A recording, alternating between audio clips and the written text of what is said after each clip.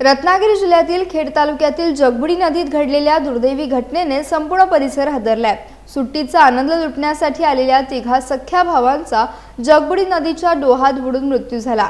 सांगली जिल्ह्यातील मूळ रहिवासी आणि सध्या मुंबईच्या कुर्ला परिसरात वास्तव्यास असलेले आकाश कांबळे, नरेश कांबळे आणि कैलास कांबळे हे आपल्या आणखी एका भावासोबत नातेवाईकांकडे आले होते। फिरण्यासाठी आणि आठवणी जपण्यासाठी ते जगबुडी नदी परिसरात गेले होते।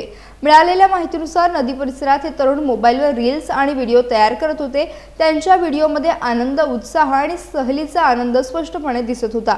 मात्र काही क्षणात ही आनंद यात्रा दुःखद शोकांतिकेत बदलली। नदीच्या खोल पाण्याचा आणि प्रवाहाचा अंदाज न आल्याने तिघेही पाण्यात बुडाले। त्यांच्यासोबत असलेल्या चौथ्या व्यक्तीचा मात्र जीव वाचला। या घटनेनंतर संबंधित रील्स सोशल मीडियावर व्हायरल होत आहे। मात्र या दुर्घटनेने धोकादायक ठिकाणी जाऊन फोटो, व्हिडिओ किंवा रील तयार करताना आवश्यक काळजी घेण्याची गरज पुन्हा अधोरेखित झाली आहे।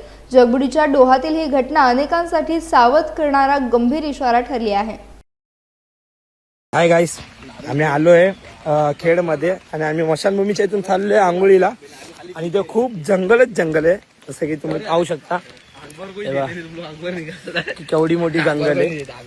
आम्ही 4 भाऊ आणि आमचे काका, आम्ही 5 जण आलोय। आता आम्ही खूप जंगलमध्ये आलो असं वाटतंय, पण इथे वातावरण चांगलं आहे, थंडगार आहे, किती मस्त वाटतंय इथे। आता तुम्हाला पुढे दाखवतो पुढचा व्ह्यू कसा असणार।